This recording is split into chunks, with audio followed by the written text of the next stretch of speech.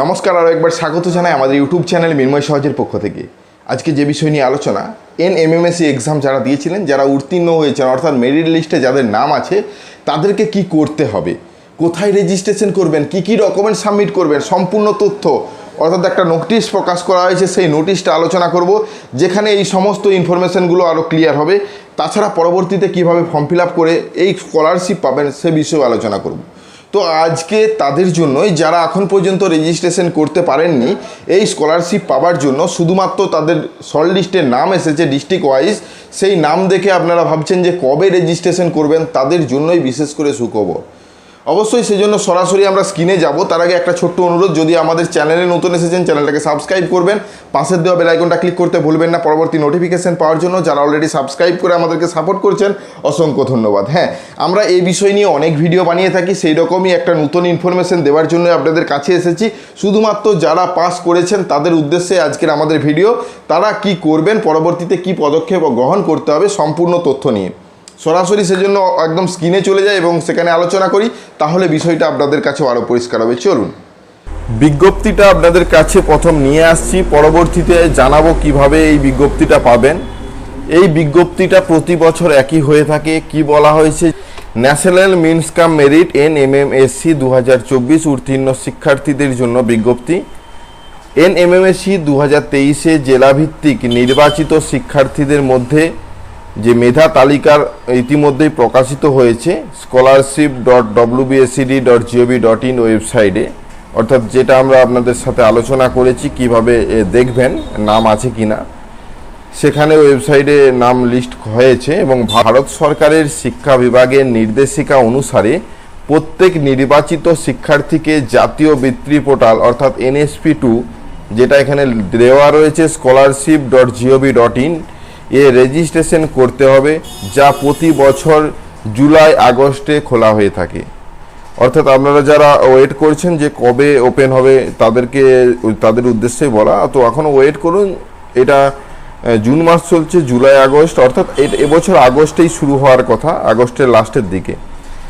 এই ক্ষেত্রে এখানে উল্লেখ করা দরকার যে যতক্ষণ না কোনো নির্বাচিত শিক্ষার্থী জাতীয় বৃত্তি পোর্টালে NSP2 online form fill up সম্পর্কিত প্রাসঙ্গিক তথ্য সরবরাহ না করেন, ততক্ষণ তিনি উল্লেখিত বৃত্তি অর্জনের জন্য যোগ্য নয়। অর্থাৎ আপনি ভাবছেন আপনার পরীক্ষা দিয়েছেন, নাম লিস্টে আছে মানে আপনি পয়সা বা স্কলারশিপ অ্যামাউন্ট পাবেন, তা নয়। আপনাকে অবশ্যই এখানে রেজিস্ট্রেশন করতে হবে, না হলে কিন্তু আপনি স্কলারশিপ পাবেন না। সুতরাং রাজ্য স্তরের ন্যাশনাল মিনস কাম মেরিট এনএমএমএসসি 2023-এ নির্বাচিত শিক্ষার্থীদের জাতীয় বৃত্তি পোর্টাল NSP2 নিউ রেজিস্ট্রেশনের বিকল্প ব্যবহার করে নিজেকে রেজিস্ট্রেশন করতে হবে। তার সমস্ত প্রাথমিক তথ্য ব্যবহার করে, যেমন নাম, বাবার নাম, স্কলারশিপ বিভাগ এবং কোন ক্যাটাগরিতে পাক ম্যাট্রিক স্কলারশিপ না পোস্ট ম্যাট্রিক স্কলারশিপ না প্রি ম্যাট্রিক স্কলারশিপ, এই দুটো অপশন থাকে। সফল নিবন্ধনের পরে প্রতিটি শিক্ষার্থীর একটি 17 ডিজিট আইডি তৈরি করা হবে। তারপরে লগ ইন করতে হবে 2024-25 সেশন দেখে। অপশনটিতে গিয়ে 17 সংখ্যার আইডি ব্যবহার করে, উদাহরণস্বরূপ একটা অপশন দেওয়া রয়েছে WB দিয়ে শুরু হবে, NSP2 এ অনলাইন ফর্ম জমা দিতে হবে। অনলাইন ফর্ম জমা দেওয়ার আগে শিক্ষার্থীকে ফর্মের দ্বিতীয় পৃষ্ঠা প্রদর্শিত হবে ন্যাশনাল মিনস কাম মেরিট স্কলারশিপ, অর্থাৎ আপনাদের কোন স্কিমে আপনারা আবেদন করছেন সেটা কিন্তু উল্লেখ করতে হবে। NSP2 এর ছাত্রের জমা দেওয়া প্রতিটি আবেদনের জন্য ইনস্টিটিউট স্তরে, জেলা স্তরে যাচাইকরণ করা হবে, অর্থাৎ যেটা অ্যাপ্রুভের যেটা ইনস্টিটিউট লেভেল ভেরিফিকেশন হয়ে থাকে বা স্টেট লেভেল বা ডিস্ট্রিক্ট লেভেল। তাই প্রত্যেকটি ছাত্রকে ইনস্টিটিউট নোডাল অফিসের দ্বারা অনলাইন আবেদন যাচাইয়ের জন্য অবিলম্বে প্রতিষ্ঠানের প্রধানের সাথে যোগাযোগ করতে হবে। বা আপনাকে জানতে হবে আপনাদের ইনস্টিটিউটে যে আমি অনলাইন আবেদন করেছি, আপনাদের স্কুলের থেকে ভেরিফিকেশন হয়েছে কিনা, এই সমস্ত বিষয়গুলো অবশ্যই স্কুলকে জানাতে হবে।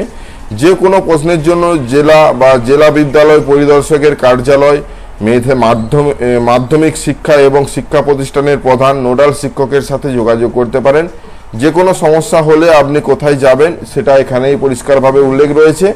এই সমস্ত অর্থাৎ শিক্ষা যে স্কুলে পড়ছেন তার প্রধান বা নোডাল অফিসার বা রাজ্য স্তরে যে অফিস রয়েছে সেখানেও কিন্তু যেতে পারেন। বিশেষ দ্রষ্টব্য, শিক্ষার্থীদের পরামর্শ দেওয়া হচ্ছে যে যদি আবেদন শেষে স্কিমের নাম অর্থাৎ এনএমএসি না দেখা যায় তাহলে আবেদনটি প্রত্যাহার না করতে এবং দ্রুত জেলা বিদ্যালয় পরিদর্শকের বা মাধ্যমিক শিক্ষার সাথে যোগাযোগ করতে। এই বিষয়টা অনেকের ক্ষেত্রেই হয়ে থাকে, কারণ যখন আপনারা আবেদন করতে যাবেন স্কিম আসবে না, তো আপনাদেরকে বলবো কিছুক্ষণ ওয়েট করবেন, তাড়াহুড়ো করার দরকার নাই, আবার পুনরায় লগ ইন করে দেখবেন এই নামটা চলে আসবে। যদি না আসে আমাদের সাথেও যোগাযোগ করতে পারেন, তাছাড়া স্কুলের সাথেও যোগাযোগ করতে পারেন। দেখুন আমরা যে এই নোটিশটা দেখাচ্ছি এটা কিন্তু পুরনো নোটিশ। কেন বলছি পুরনো নোটিশটা, আমরা 2024 এখানে কারেকশন করেছি, সেটা আপনারা পরিষ্কারভাবে বুঝতে পারছেন, এবং সাইডে 2023 যাতে আপনাদেরকে বুঝাতে সুবিধা হয়। কারণ আমরা প্রথমেই বলে এসেছি এটা পুরনো নোটিশ বা নতুন নোটিশ একই অপশানেই থাকে, একই রকমভাবেই ফর্ম ফিল আপ হয়ে থাকে, তাই আপনাদের কাছে নিয়ে আসলাম।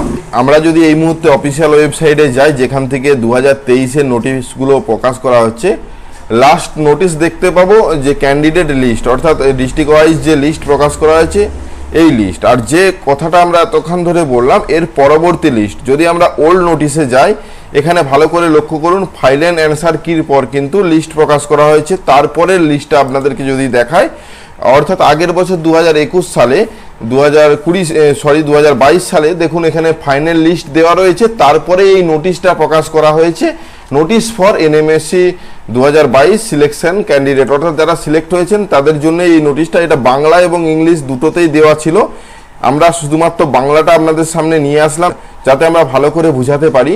তাছাড়া যে দেখুন আগের বছর অর্থাৎ 2021 সালেও একই কেস, যে মেরিট লিস্ট প্রকাশ করা হয়েছে ডিস্ট্রিক্ট ওয়াইজ মেরিট লিস্টের পরেই কিন্তু এই নোটিশটা প্রকাশ করা হয়েছে যে এনএমএসসি 2021 উত্তীর্ণ শিক্ষার্থীদের জন্য বিজ্ঞপ্তি। এটা বাংলায় লেখা আছে, অর্থাৎ শুধুমাত্র বাংলাতেই এই নোটিশটা প্রকাশ করা হয়েছিল, তাই এটা বাংলাতে রয়েছে। তো যাই হোক, এই বিষয়গুলো আপনারা পরিষ্কারভাবে বুঝতে পারছেন। নতুন নোটিশ খুব তাড়াতাড়ি আসবে, নোটিশটা আসার আগেই কি নোটিশ আসতে চলেছে সেটা আপনাদের সামনে নিয়ে আসলাম।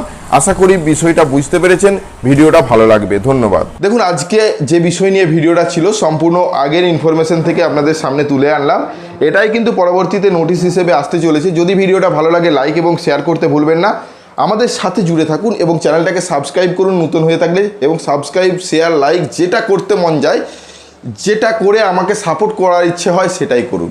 আর যারা অলরেডি সাবস্ক্রাইব করে আমাদেরকে সাপোর্ট করছেন অসংখ্য ধন্যবাদ। এভাবেই পাশে থাকবেন। দেখা হচ্ছে নতুন কোনো ভিডিও নিয়ে। ধন্যবাদ।